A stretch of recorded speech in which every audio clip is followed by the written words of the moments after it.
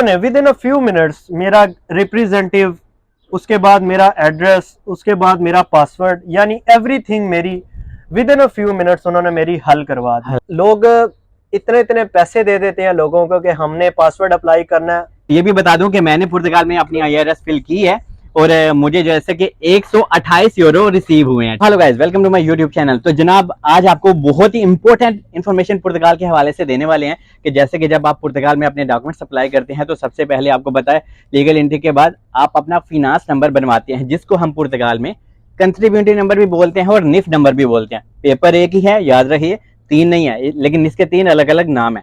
तो जब आप ये बनवाते हैं इधर उधर से या कैसे भी, यहाँ किसी एजेंट के थ्रू, तो उसके बाद जब वो आपका पेपर आपको मिल जाता है तो वहां पे एक रिप्रेजेंट का नाम होता है और एक एड्रेस भी होता है, ठीक है, जहाँ पे आपकी कोई पोस्ट वगैरह या आपका निफ नंबर का पासवर्ड वगैरह जब आप अप्लाई करते हैं तो वो जाता है। और आजकल अगर आपके पास पुर्तगाल में निफ नंबर का पासवर्ड नहीं है जनाब, अगर आपके पास फिनांस का पासवर्ड नहीं है तो आजकल लोगों को यहाँ पे बहुत ही ज्यादा परेशानी का सामना करना पड़ता है, क्योंकि उनका जुनता किसी और जगह का होता है, उन्होंने अपने डॉक्यूमेंट्स इधर उधर से अप्लाई किए हुए होते हैं, तो उनके पास उनका पासवर्ड आता ही नहीं है। तो जब आपको 6-8 महीने हो जाते हैं पुर्तगाल में, तो 1 साल हो जाता है, तो आपको फिर अपना गारंटर उतरवाना होता है। और अगर आप वो नहीं उतरवाते तो कुछ लोगों को मोलता आता है, जिसको आप यहाँ पे बोल सकते हो कि यार हमें जुर्माना वगैरह आता है। इन भाइयों ने अपनी गारंटी भी उतरवा लिया, ठीक है, अभी ये इंडिपेंडेंट है, ठीक है, और इनके पास इनका पासवर्ड भी अभी आ जाएगा। तो एक एक चीज आपको बताने लगे हैं, क्योंकि इन भाइयों ने भी बहुत ज्यादा हवारी काटी है, ऊपर से ये मेरे दोस्त भी हैं, तो इस वजह से ये इन्फॉर्मेशन आपके लिए बहुत काम आने वाली है। एनीवे, वीडियो को स्टार्ट करते हैं। अगर तो आप न्यू है, चैनल को सब्सक्राइब करें, बेल आइकन पे प्रेस करें, और इंस्टाग्राम और फेसबुक का पेज आपको डिस्क्रिप्शन में मिल जाएगा, वहां पे आप मुझे क्वेश्चन कर सकते हैं। और हुदारा, जब आप मैसेज करते हैं अपना क्वेश्चन भी साथ दसिया करो। मैं यार हमेशा बोलता हूँ, ठीक है, आप हाय हेलो कर देते हो, मेरा हालचाल पूछते हो, मैं अप्रिशिएट करता हूँ, थैंक यू सो मच आपके प्यार का, लेकिन आप क्वेश्चन भी आप अपना साथ पूछ लिया करें, इससे मेरा टाइम बच जाता है। एनीवे, वीडियो को स्टार्ट करते हैं। तो जी, first of all thank you so much Usama once again. तो एनीवे, उसामा से एक एक चीज पूछते हैं कि इन्होंने अपना ये मसला पुर्तगाल में कैसे हल किया। और thank you so much Usama once again. और आज आप लोगों को बताएं कि आपका एक्सपीरियंस कैसा था और आपने ये सब कुछ क्या किया और आपको कौन सी परेशानी का सामना करना पड़ता है। So here we go. सबसे पहले अस्सलाम वालेकुम सबको, क्या हाल है आप सबका? ठीक ठाक है? सब ठीक है। तो आजकल जैसे आप लोगों को पता है कि पुर्तगाल में लोगों को फाइनेंस बनवाने के कुछ टाइम बाद बहुत सी मुश्किलात का सामना करना पड़ता है। जैसे उनके पास पासवर्ड नहीं होता, उनको अपनी पोस्ट रिसीव नहीं हो पाती, और उनके उधर वही पुराना ग्रंटर का एड्रेस डला रहता है, जिससे उनकी पोस्ट वगैरह दूसरे एड्रेसेस पे चली जाती हैं।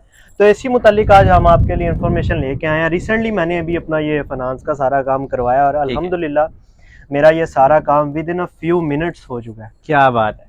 और ये भी आप लोगों को बताएं पहले कि आपका ऑफिस कौन सा है। ये वही ऑफिस है जिसकी मैं हमेशा तारीफ करता हूँ। तो पहले आप ये बताएं कि आपने अपॉइंटमेंट ली थी और कब ली थी और क्या सिस्टम है।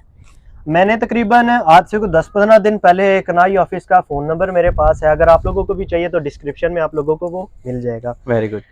मैंने वहाँ पे 10-15 दिन पहले जस्ट उनको एक कॉल की थी कि भाई मुझे फाइनेंस की अपॉइंटमेंट चाहिए, तो मैंने ये काम वगैरह करवाने हैं। तो उन्होंने मुझे 10-15 दिन बाद की अपॉइंटमेंट दे दी। क्या बात है। और फ्राइडे की मेरी अपॉइंटमेंट थी। मैं उस ऑफिस में गया तो वहाँ का सबसे बड़ा बेनिफिट ये है कि वहाँ पे आपको ऑफिस वाला माहौल नहीं मिलता। वहाँ पे आप ऐसे फील करते हो जैसे आप अपने घर में हो और आप अपने किसी जानने वाले से बात कर रहे हो, क्योंकि यहाँ पे लैंग्वेज का बहुत बैरियर है, ठीक है, लेकिन उसामा को भी अभी लैंग्वेज आ गया, ऊपर से मेरा दोस्त भी है जिसको मैं बहुत टेंशन भी देता हूँ कि पुर्तगीज सीखा करो, और ये सीखता भी है और इम्प्रूव भी कर रहा है।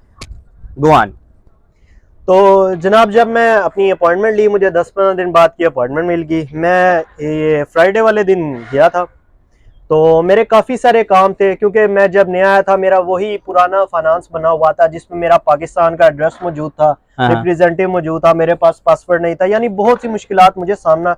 और आपको पता है आजकल IRS का IRS is the main thing. जैसे आप लोगों को पता है कि आप लोगों को तकरीबन 6 माह 8 माह बाद या 1 साल बाद आपको अपनी IRS मतलब सालाना इनकम, जो भी आपके स्टैट्स वगैरह होते हैं, वो आपको गवर्नमेंट को शो करवाने पड़ते हैं। उसके लिए आपको ये फाइनेंस के तमाम काम आपके मुकम्मल होने चाहिए। मिसाल के तौर पे आपका एड्रेस अप टू डेट होना चाहिए, आपके पास पासवर्ड, ताकि आप उस एक्टिविटी में ओपन आप उसमें जा सकें, आप उसको देख सकें।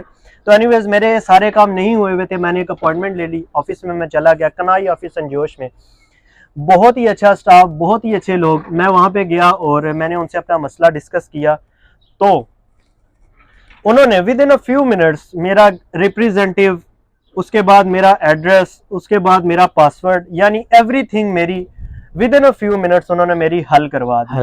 तो आप ये भी बता दो कि जब वो पुर्तगाल में फिनांस में अपनी IRS के हवाले से या अपने पासवर्ड के हवाले से या किसी भी काम के लिए वो फिनांस में जाते हैं तो अपने साथ कौन कौन से डॉक्यूमेंट साथ लेके जाने चाहिए ये भी बता दें, और आप कौन से डॉक्यूमेंट्स लेके गए थे? आप लोगों को यही बोलूंगा कि आप किसी भी काम के लिए जाते हैं, चाहे वो फाइनेंस का काम है या कोई भी काम है, आप अपना पूरी की पूरी फाइल अपने साथ लेके जाएं जिसमें आपके तमाम डॉक्यूमेंट्स मौजूद हों। हमारे लोग क्या करते हैं, मिसाल के तौर पे मेरी फाइनेंस की अपॉइंटमेंट में जस्ट पासपोर्ट और फाइनेंस का पेपर लेके हम ऑफिस में चले जाते हैं और वहां पे हमें फिर डिफरेंट डॉक्यूमेंट्स की वजह से मुश्किल का सामना करना पड़ता है। वो कोई डॉक्यूमेंट हमसे मांगते हैं, हम कहते हैं हमारे पास नहीं है। मिसाल के तौर पे उन्होंने कोई और डॉक्यूमेंट्स हमसे मांग लिए तो हमारे पास नहीं होता है, इस वजह से हमें फिर दोबारा अपॉइंटमेंट हो, बहुत लंबा प्रोसीजर हो जाता है। सही है। तो आप लोगों को यही कहूंगा कि आप किसी भी ऑफिस में जाएं, आप अपने सारे डॉक्यूमेंट्स अपने साथ लेके जाएं। आप कौन कौन से डॉक्यूमेंट साथ लेके गए थे, गिनवा दें प्लीज। मैं अपने पूरी फाइल ले गया था जिसमें मेन डॉक्यूमेंट्स में मेरे नीफ था, उसके बाद मेरा जुनता था।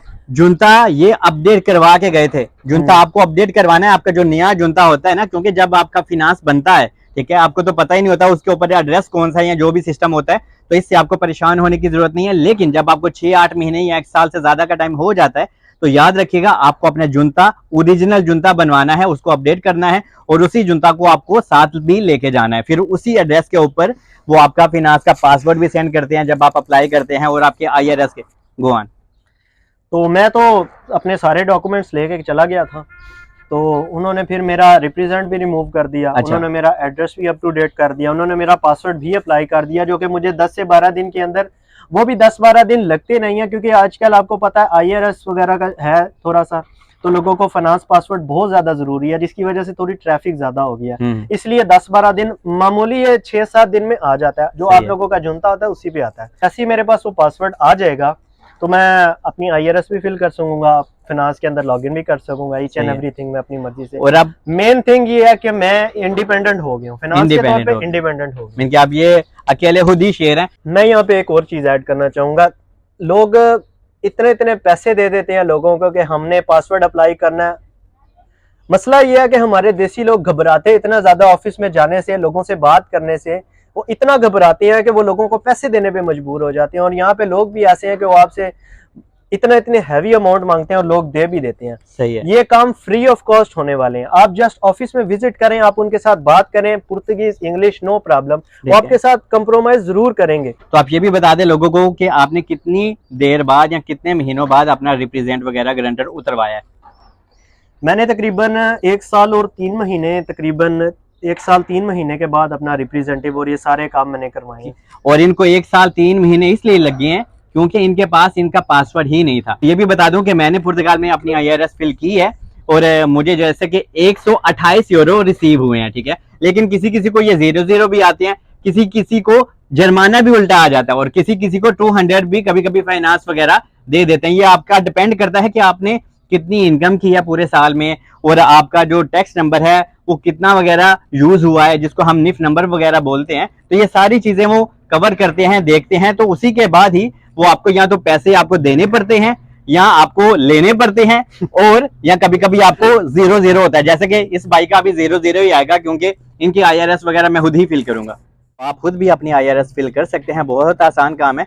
तो जनाब आपको टेंशन लेने की जरूरत नहीं है। बाकी पुर्तगाल का वेदर, लिस्बन का बहुत कमाल का है, आप देख सकते हैं। एनीवे, आज के वीडियो में इतना ही। Usama, thank you so much. कुछ कहना चाहेंगे जाते जाते? जल्दी जल्दी बोल दो।